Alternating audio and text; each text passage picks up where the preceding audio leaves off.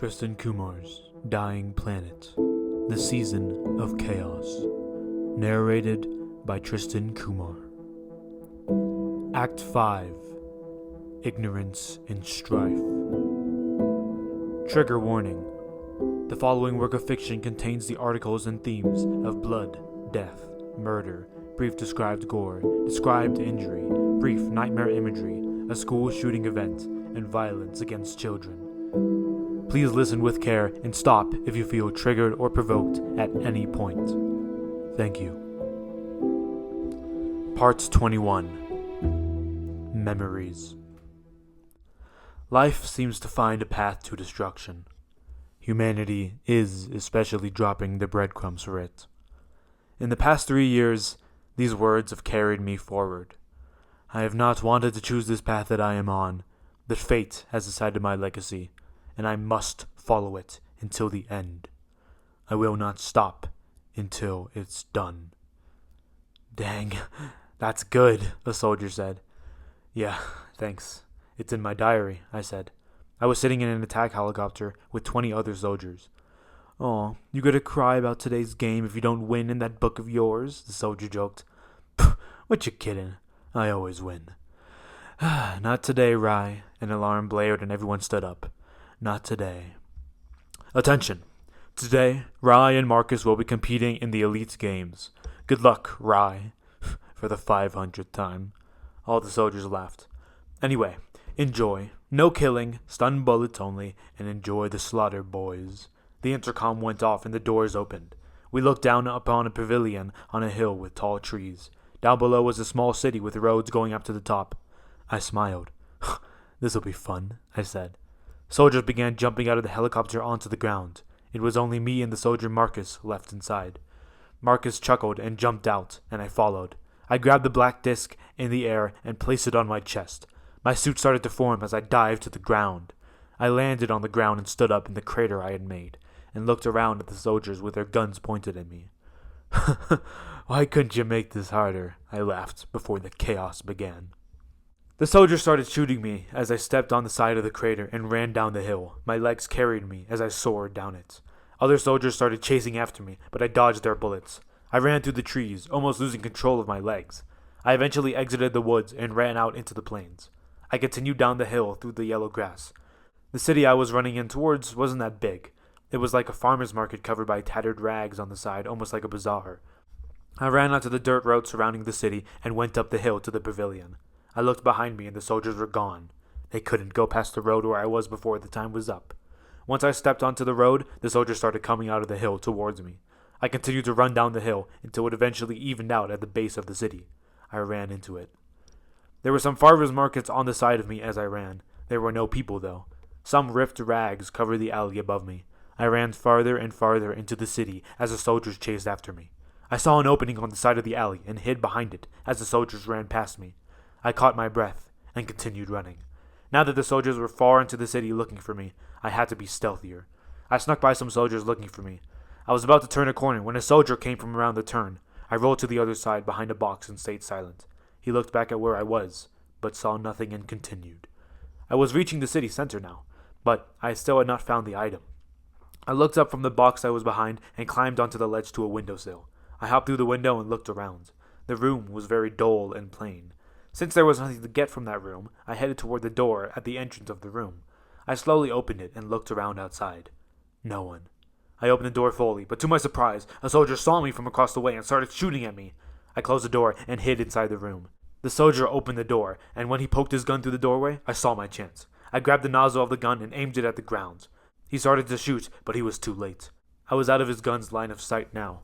I kneed his hand, and it flew out of his hand. The gun flew away from him and onto the ground. I went to go pick it up, but he grabbed my back and threw me against the wall. He ran to the gun, but I swept his legs before he could touch it. He tried to crawl to the gun to shoot me, but I ran and picked it up first. He got up, but I pointed the gun at him and shot him. He looked like he was getting electrocuted until he fell to the ground, unconscious. I closed the door quietly and investigated the soldier. I poked him, and, luckily, he was still alive. He'd be out for a couple of minutes. I pulled out the magazine of the gun and checked how much ammunition I had. I had enough. I slammed it back in and busted through the door. I looked down from the balcony from where I was. There were 3 soldiers. They all looked to see what happened, but I vaulted the railing and landed on the ground. I landed on a metal sheet. I grabbed the metal sheet from below me and started to deflect all the bullets from the soldiers. I ran towards them as they were firing and rammed into them. They dropped to the ground. I grabbed my gun and shot them all. I looked outside and saw more soldiers coming in. I hid behind a pillar holding up the balcony and shot the other soldiers coming in. Once they were all on the ground, I finally got to run out of the building. While running, I ran into another soldier who was shot down before he could get his finger on the trigger. I bent down and picked up his ammo. I reloaded my gun as 2 more soldiers came around the corner and shot them down the moment they alerted each other. I was getting closer now. Then I turned the corner and saw around 10 more soldiers, including Marcus, the leader of their squad. He pointed at me and they all started to shoot. I turned around the corner and jumped onto some stacked boxes to get above the maze-like alleyways. They shot from below, but I avoided their bullets. I ran along the wall as some soldiers started to get up on the walls and fire at me. I turned around and shot some of them, which made them fall back down into the alleyway. I jumped across a gap as they continued shooting me. Once I shot another one down, I looked to my left and saw a faint red light. I jumped across a wide gap towards the light but slipped down. I climbed up onto the wall, but the soldiers were already closing in. I shot some of them down, but Marcus jumped across the wide gap as well and grabbed the wall. I looked at him and he looked at me. He started to reach for his pistol while holding on, so I shot his hands. He fell to the ground but stood up and started following where I was going. Eventually, I reached the point where I was close enough to the light, so I jumped down into the alley. I saw Marcus and the remaining 5 soldiers with him. I looked down the other way. It was a straight shot to the light. The prize. I started to run as I started to shoot. I ran faster and faster, but they kept on gaining on me. I saw some boxes lined up like a stairway against the wall, so I ran up them and turned around in midair. I shot them all down, including Marcus. They all fell to the ground, and so did I. I landed on the sandy ground and got up immediately, but there was no one around this area anyway. I finished walking down the alleyway, closer and closer to the red light. I eventually reached a dead end, but I had done this before, so I knew this was a trick. I placed my hand on the wall, and the wall started to fade away like sand. It revealed an open area with circular walls. In the middle of the open area, there was a red crystal. It was long and sharp. It almost felt like glass. I looked at it, but instead of putting it away immediately and running like I usually did, I looked at it more interestingly. In my eyes, the red glow started to become stronger and stronger, until all I could see was red. Suddenly, the red light started dying down again, and I saw that I was holding a red cube. I tried to drop it, but I wasn't in control of my own body. My body started walking over to a big metal scorpion. I gulped. He placed it in the center, and its eyes glowed red. Instead of what I recalled to happen next when I tried out the scorpion many, many years ago, it looked at me. Suddenly, it pounced on me and sent me back to the wall. The scorpion walked toward me, but halfway toward me, a hand reached out of nowhere and tore the scorpion apart. This was a creature I hadn't seen in a long time. The creature had long, gooey arms with black and red details. It looked at me at where its eyes would be. Instead was a long white gash burned into it somehow. Then it roared, revealing sharp white teeth. It lunged at me, and I saw myself getting sucked deeper and deeper into the creature. The further I went, the darker it seemed. I suddenly saw a figure against a wall. I couldn't see who it was, though. The figure was slumped over, but still holding its chest. It was slowly breathing. As I got closer and closer to it, I tried to discover what this was. Then it opened its eyes and stared at me. I dropped the red crystal and fell to the ground, coming back to my senses. This had never happened to me before when I did this mission. I looked behind me and saw Marcus enter the way I did. All around the room, soldiers started to enter. They pointed their guns at me. I thought I had no way out. I looked at the pedestal where the crystal was and began to form an idea. "We have you surrounded, Rai," Marcus said. "Drop the gem and we won't have to knock you out." "Well, you know that I can't do that," I said. "But how about this?" The soldiers raised their guns at me. "Bye," I said. "Fire!" Marcus said, which was exactly what I wanted. They all fired at me, but before the bullets reached me, I hopped onto the pedestal and dived toward the wall. Marcus and the soldiers didn't expect this, of course, so they watched as I grabbed onto the wall and rolled over. They started to come out of the building again, so I got on top of the alley's borders once more. The soldiers started their mad pursuit against me as I sprinted across the walls. I took the crystal and stuffed it into a storage area on my suit. I ran in the direction of the mountain where I originally came from. After jumping across many gaps, I finally jumped down to the ground outside the city and landed safely. With Marcus and the soldiers very close behind, I had no time to waste. I saw a motorcycle close to me. I ran to it and revved the engine. It roared nice and loud. This would do. I started driving up the hill as the soldiers came out and started shooting at me. They started shouting to get to the trucks. They all got in different military vehicles and started driving after me. In these types of situations, I have always used a motorcycle to escape, and every time I do these type of things, stealing the object is never the hard part. It's always the ride up the mountain. I slowly rode through the trees up the mountain while the cars and trucks sped behind me. The hill eventually started to even out, so I knew I was getting close. Suddenly, a pickup truck came out of the woods. The truck had 4 people, 2 of which were in the back, 1 of which was driving, and 1 which was operating a machine gun turret. They were going to drive right into me. I didn't see it in time, so they hit my motorcycle and sent me flying up into the air. They all started shooting at me in the air, but I dodged them barely. I started diving toward the ground over the truck, but before I reached the truck, a black helmet formed around my head. This helmet was fully black with a red visor in the front to protect me from attacks. Serious attacks. I landed in the bed of the truck. The man operating the machine gun turret aimed at me, but I kicked the base of it and they both went flying down the hill. Another soldier pointed his gun at my head, but I punched the gun and grabbed his chest and threw him over the truck as well. The final soldier started shooting at me, but I moved out of the way. I ripped the gun out of his hand and hit him with it. He went limp and fell back out of the truck. I suddenly got hit by a bullet from the driver's seat. It barely made a dent in my armor. He continued to shoot me, but I walked toward him and smashed the window. I grabbed his head and smashed it against the steering wheel, the car honking with every hit. Eventually, he also gave up and fell across the seats. I ripped open the roof of the truck and grabbed him and threw him out. I jumped into the driver's seat and turned the truck toward a small house at the top of the mountain. I started to get closer and closer, but then the truck got hit by something and flipped. I jumped out while the truck tumbled away on fire, but I hit a tree and slid down brutally. I looked at what happened and saw Marcus operating a tank. The tank turned towards me as I started to stand up. He shot again, but hit the tree behind me, making it fall over with a big explosion.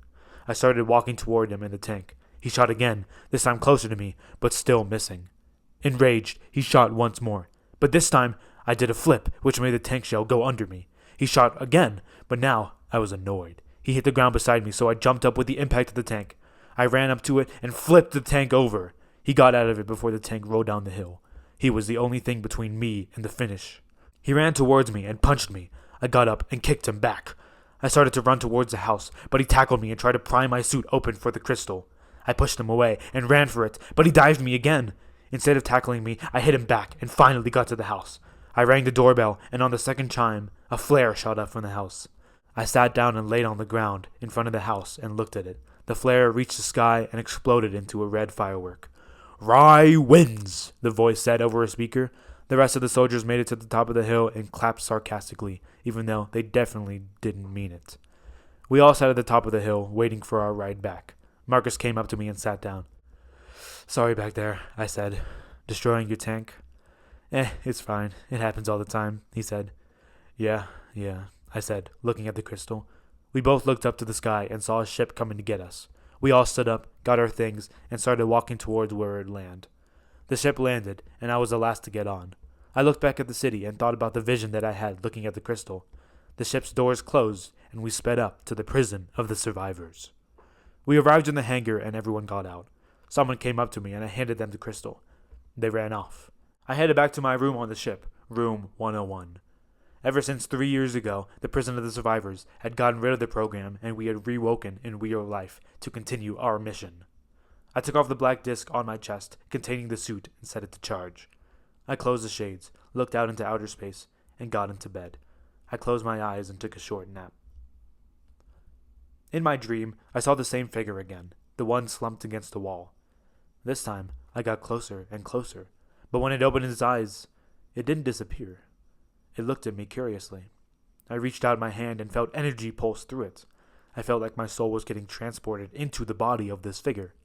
I tried to fight it, but it didn't do anything. I was sucked into the figure. Trapped. I woke up in my bed, sweating. I turned on the lights and opened the shades. Of course, there wasn't much to see except the void of space, so I picked up the remote control on my bedside table and turned it on. The window looking at the space changed to a view of Paris. I switched it a few times, passing by famous locations on Earth such as London, New York, Tokyo, Dubai, and Los Angeles. I eventually stopped on a view of Colorado Springs Rockies and set down the remote. I changed clothes and headed out of my room. I went down the pristine white elevator and finally stopped at the cafeteria floor. I got in line for food. Since there was no time and space, they served all meals at all time. I decided it was about time for dinner, so I got in the dinner line. I got a serving of chicken tenders and macaroni and sat down. Then, some soldiers came up to me. "What's up, Rye?" one of them said. They chuckled at me as I ate. I nodded at them, expecting them to leave, but they stayed. I knew where this was going, so I stood up and started to move to another table. What's wrong? Don't you want to talk to us? One of them said, following me. Come on, kid, just let us be nice, one said as he threw a piece of bread at me. I set down my food and turned to them. I started to walk toward them. There you go, buddy, one of them said. Come on over here. I finally reached them. What do you want? I said, a bit annoyed. We are just wondering when you're going to stop your winning streak in the elite games, one of them said. Yeah, you won't just give it up. What's up with that? I rolled my eyes and started walking back to my food when I heard one of them whisper, Maybe he wants to avenge his dead girlfriend.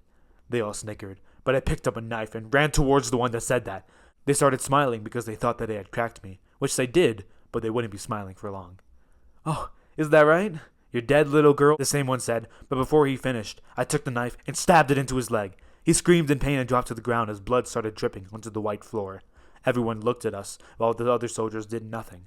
Then, a man knocked on the window above the cafeteria. He looked at me and signaled for me to come upstairs. I know how you feel right now, but you need to remember, the man said while I sat in his office. Whatever happened, happened. I thought that you were the man who would never say that 3 years ago, I said as I looked at his desk. On it were the words, General Aaron Rodgers, highest-ranking general. Those were different times, he said. Anyway, I want you to forget this ever happened. We will punish the soldier, but you need to control yourself, Rai. Okay, I said as I left his office. He stared at me as I left. Once I finished eating my food, I headed back to my room and slept. This time in my dream, I looked around and saw that there was a pile of rubble on the ground. I moved closer and closer to it until I jumped back from a hand coming up out of the rubble. I suddenly woke up to a hand waking me up. The person had a mask on. You need to come with me, Rai, the person said. Tired, I followed the person, but before I left the room, I could hear a female voice whisper, Rai. This episode was recorded by Tristan Kumar. If you enjoyed it, then make sure you check out the next parts. And this is the first part in the new book, the final book in the Dying Planet trilogy. This will cover the next two acts, Act 5 and Act 6. And if you enjoyed this and want to see what happens next in this story, then make sure to check it out on my channel. Anyway, thank you so much for listening. Have a great day.